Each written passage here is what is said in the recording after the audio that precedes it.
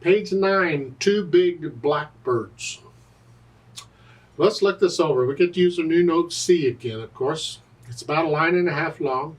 Treble and bass clef, 4/4 time signatures. We got quarter notes, half notes, pretty much. And at the end of this piece, again, they have the double bars. You need to take a pencil and widen the second bar out so it's a thin and thick bar line. That's the symbol for end of the piece. Let's take it one hand at a time because the hands are playing together throughout some of this. The right hand starts here. That's 1, 2. Well, that's fun. And the second line is the same thing. And then you have a one measure rest, and during the rest, you can come up.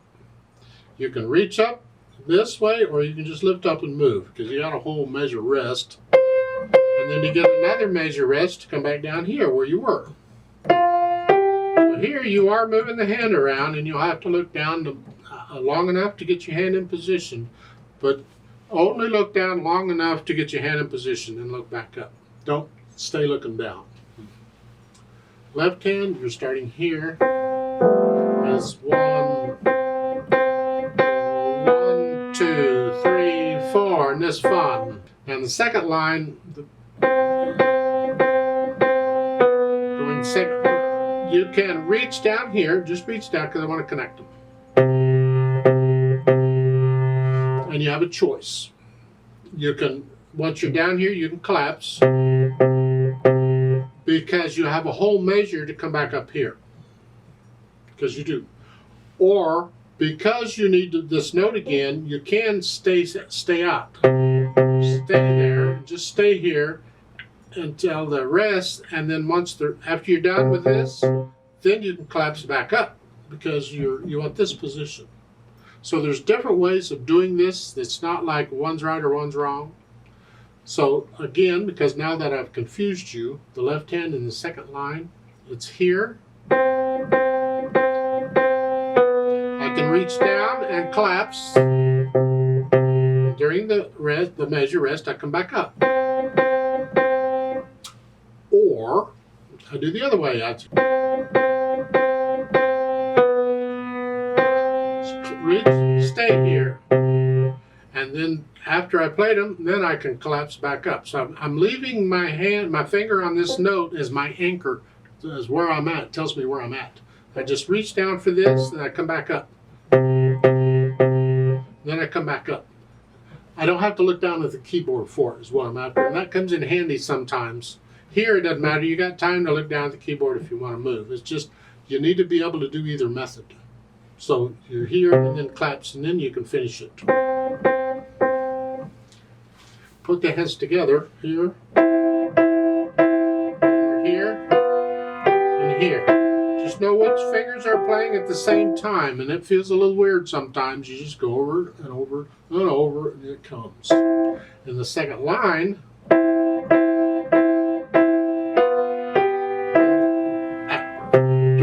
while I'm playing this, I'm moving the right hand up. And here, while I'm playing this, I'm getting the left hand in position.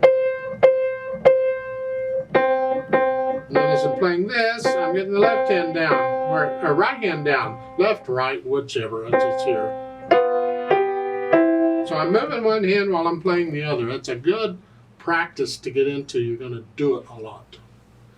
Then go back through and get rid of the hesitations, because there can be no hesitations. It has to be a steady beat. And now that you're starting to move the hands around, that's a little more of a challenge, because you got to get all that worked in there without messing up the beat. Keep it slow, but no hesitations. Then once you have all that, assuming you're getting all that okay, then we add the interpretation. You see, if you're struggling just to get this stuff, forget the interpretation. Forget all that. You got enough just trying to get the notes and the rhythms. But you're going to need to go back through it again eventually so you can add the interpretation eventually. I'm assuming that either you've been through it once and you're going through it a second time and you're ready to add the interpretation part, or you're getting it okay and you can add it now. I don't know. Natural accents. 1, 2, 3, 4. 1, 2. 1, 2. That's what we're feeling. Don't force them. Feel them. You can force them at first, but eventually you just want to feel them. And then the phrasing. Well, I'm going to speed it up. There. That's one phrase. That's one phrase. And then it looks like each of the last four measures is a phrase by itself. It's like each one of those is a phrase. So you're just lifting up. It's like taking a breath.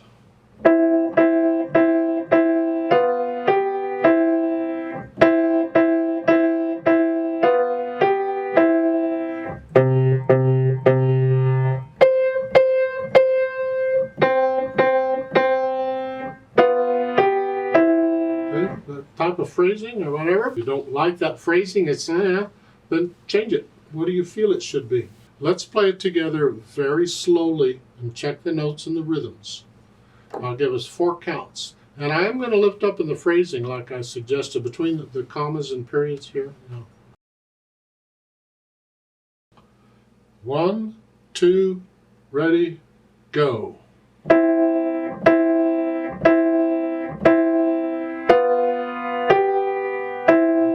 4,